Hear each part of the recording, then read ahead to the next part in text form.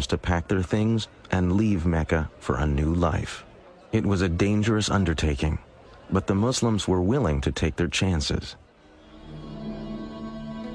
Muhammad and his closest disciples stayed behind until most of his followers had left Mecca. Quraysh leaders soon realized that once Muhammad left, he would be beyond their control and would become a leader of their rivals and possible enemies. The choice was made. Muhammad must die before he reached the new land. So that no one clan would have to bear responsibility, it was decided that one member of each would plunge a sword into Muhammad at the same time. The men frantically searched Mecca, but Muhammad had been warned of the threat and had made his escape. The following morning, horsemen pursued Muhammad and at last followed his trail to the entrance of a cave. Muhammad and a disciple were hiding inside. But Muslim tradition says the Quraysh assassins found a pigeon nesting at the cave's mouth and the entrance covered with a spider web. The Quraysh concluded no one could be inside. Allah had protected his prophet. The flight from Mecca in 622 is known to Muslims as the Hijrah. No event has greater importance in the culture of Islam. It became the start of the Muslim calendar. It was because it was the start of the establishment of the Muslim community. So that unlike the Gregorian calendar that starts with the birth date of Christ, the Muslim calendar, or the Islamic calendar, which is based on the lunar calendar, is one that is based on this concept of community. When Muhammad arrived in Yathrib, people rushed to meet him and all wanted the honor of having him stay in their house. Instead, Muhammad allowed his favorite camel, Qaswa, to wander unguided through the town. When at last Qaswa stopped and fell to her knees, Muhammad declared that was the spot where he would live. He ordered work to begin on a house and the first mosque. Henceforth, Yathrib would be called Medina, a name simply meaning the city. But the greatest change would be in the very nature of the community itself. Muhammad's visions brought new words to unite both his own followers from Mecca and the people of Medina. The Quran now had a new verse. Those who believed and made the Hijrah, and those who gave their homes and helped, these are the protectors of one another.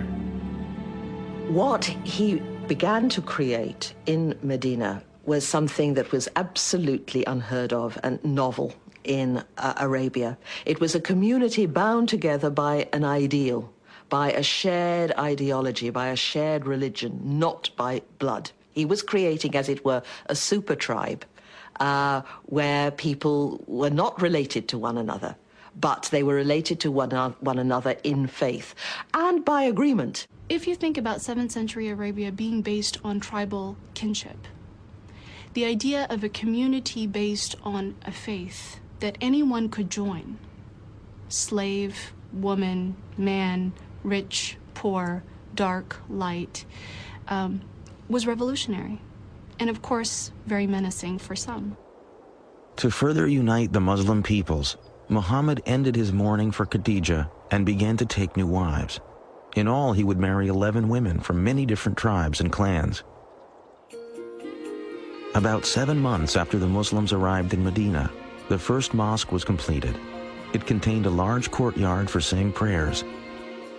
Several methods were considered for calling Muslims to prayer. A ram's horn, like the Jews, a bell, like the Christians. Finally, it was decided that only a human voice was needed to proclaim the call to prayer that Muhammad taught his people. A young man was selected to make the call, and for the first time, Muslims heard the words that still echo from mosques around the world, beckoning all to come to God. Allahu Akbar, Allahu Akbar. I bear witness that there is no God but Allah. I bear witness that Muhammad is the apostle of God. Come to prayer. Come to prayer. Muhammad had believed he was calling the faithful back to a religion Arabs shared with Judaism and Christianity. But following Allah's orders, the Prophet now set out to create a new identity for the Islamic community that would separate it from the older forms of monotheism. The Quran also and the Prophet believed that the revelation that had been given to Moses in what is called the Torah and the revelation to Jesus had become distorted historically, not by the prophets, but by their later communities. To dramatize the shift away from Christianity and Judaism, another order became part of the Quran. Muslims were no longer to face Jerusalem when they prayed.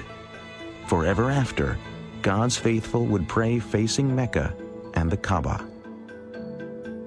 Muhammad now had the responsibility of dealing with the mundane but important tasks of government. These roles would set him apart from the ministry of Islam's earlier prophet, Jesus Christ.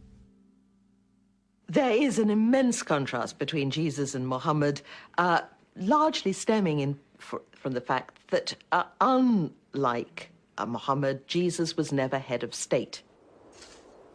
Muhammad was now a political leader. That meant he was making decisions affecting the workforce, the economy, trade, and the safety and security of Medina. To protect the struggling young community, Muhammad knew the basic politics of Arabia would need to change, and that meant the threat of the Quraysh would have to be met. Increasingly, Muhammad would turn to a solution the world has come to fear and all too often associate with Islam. He would turn to armed conflict. Since the days in Mecca, God's revelations had called for Muslims to prepare themselves to struggle to build a moral and righteous life. The Arabic word for this moral struggle is jihad. Jihad would soon be needed if the Muslim community was to survive. For when the Prophet and his followers had left Mecca, it was clear to all that a day would come when they would have to defend their beliefs in battle. Now that day was fast approaching.